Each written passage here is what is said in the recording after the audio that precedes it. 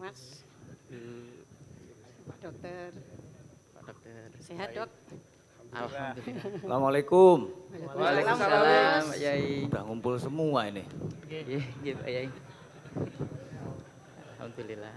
Ini sehat semua, Ge? Iya, Alhamdulillah. Alhamdulillah. Ada apa, Mas? Kok kita ini kok deg-degan ya? Dipanggil sama ketua umum ini ada apa gitu? Mas Yai. Najib mungkin bisa Oke. kasih bocoran gitu. Kemarin saya itu ketemu sama Pak Sekjen. Gus Ipul? Nggih, beliau matur.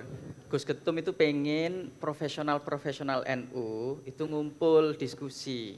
Gimana kita menyiapkan Indonesia Emas 2045? Apa yang bisa kita bangun? Hemat saya kita ini organisasi keagamaan terbesar, Mas.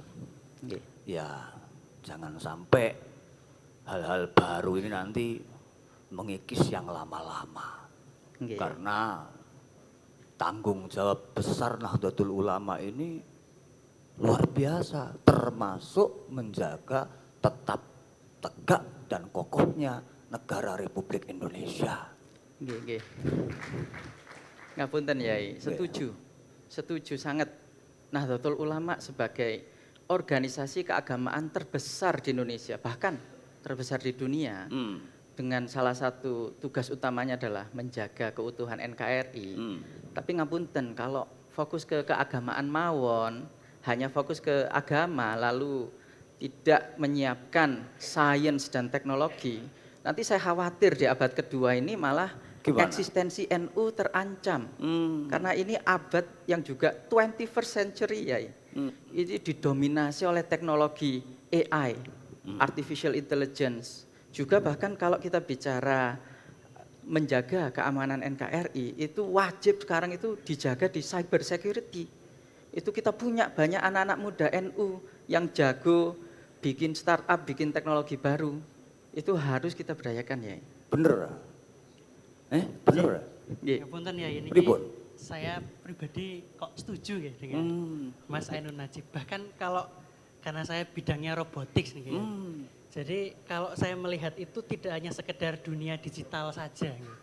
Tapi ke depan itu teknologi robotik itu dipakai untuk pertanian, dipakai untuk perikanan begitu, dan sebetulnya banyak ya teman-teman muda kami begitu ya, sudah merintis itu. Jadi mungkin hanya butuh diperbanyak dan disupport dengan dukungan doa begitu ya. Nah, ini ada Pak Dokter ini. Nek menurut Jidan gimana? Jadi izin ya, memang betul. Kita harus menjaga NU sebagaimana Dawuh Ketum sebagai tempat untuk menjaga persaudaraan dalam persatuan.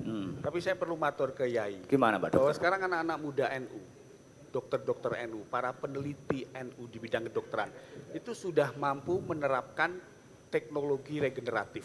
Jadi kita sudah mampu memproduksi di Indonesia stem cell, sel T untuk melawan kanker, sel baru terbarukan. Dengan kualitas yang sama bahkan dengan negara-negara seperti Ukraina, Amerika Serikat sekalipun. Dan penting sekali terus dikembangkan sebagaimana yang dilakukan di UNU Jogja ini. Gimana untuk mengembangkan ilmu-ilmu masa depan. Makanya ada College for Future Studies, diantaranya dengan pengembangan Center for Rejuvenation Medicine. Dan itu 100% oleh anak-anak muda NU. Mantap gitu? Mantap. Bu. Wah, nek pulang nggih Gus, Eh. saya sudah sering komunikasi dengan Mas Ataka. Oh, jangan pun kenal nih. Ampun, kan kalau saya kerjaannya dengan petani, dengan nelayan, ya bagaimana supaya risiko gagal panen itu turun, ilmunya Mas Ataka nih. Tapi saya itu merasa berkah nggih. NU sekarang punya ahli robot, ahli IT, dokter, ilmuwan. Yang berkah itu kalau nderek kiai, nggih kados Gus Aun. Pokoknya kalau Gus Ketum sudah paring dawuh sekarang saatnya. Atau Kiai Afif nggih, kola iki lho saiki sudah saatnya tajdid peradaban, ya kita merapal doa. Menjadi tanduk peradaban, Indonesia menang. Gus Ketua Umum udah ada kok. Kita dengarkan saja dawuhnya bagaimana supaya lebih gamblang kan. Gimana? Nggih, kita Nggih. baca. Nggih.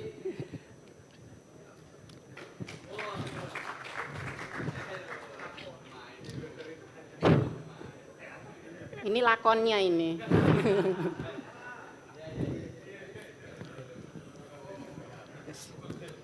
Iya. Ini memang orang hebat-hebat semua ini. Ada ahli IT, ahli robot, ahli stem cell, ahli pertanian di sini. Tapi ya ini mohon maaf, ini walaupun potongannya paling tidak meyakinkan. Tapi ini kiai yang mengkhususkan diri mendalami agama.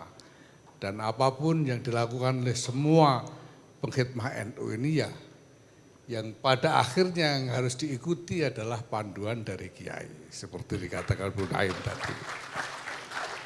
Tapi sebaliknya Pak Kiai Aun, ini Siap, sampean kiai kayak sampean ini jangan cuma menenggelamkan diri dalam kitab-kitab klasik saja. Tapi sampean harus ngerti juga bagaimana seluk-beluk elemen-elemen kemajuan, elemen-elemen masa depan ini supaya sebagai pemandu syariah, pemandu moral, pemandu nilai-nilai sampean memahami apa yang harus dipandu terkait dengan hal-hal baru yang muncul ini.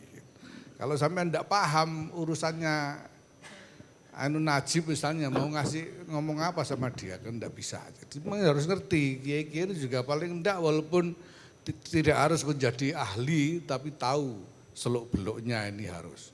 Nah apapun juga segala hal yang dapat menambah maslahat di masa depan memang harus kita ikhtiarkan apapun juga. Tapi kita perlu ingat bahwa ikhtiar itu tidak boleh dilepaskan dari zikir. Karena persis seperti yang tadi dipesankan oleh Rois Am bahwa ilmu itu harus disandingkan dengan kebenaran dan kebenaran itu kita cari melalui zikir kepada Allah Subhanahu wa taala. Lebih dari itu, zikir kepada Allah Subhanahu wa taala itu juga akan meneguhkan ikhtiar kita, keberanian kita untuk melangkah menempuh masa depan. Jadi kita semua sekarang sudah memiliki berbagai macam sumber daya manusia yang unggul.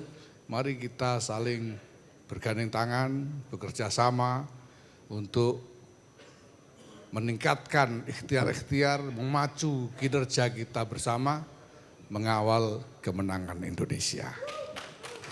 Terima kasih.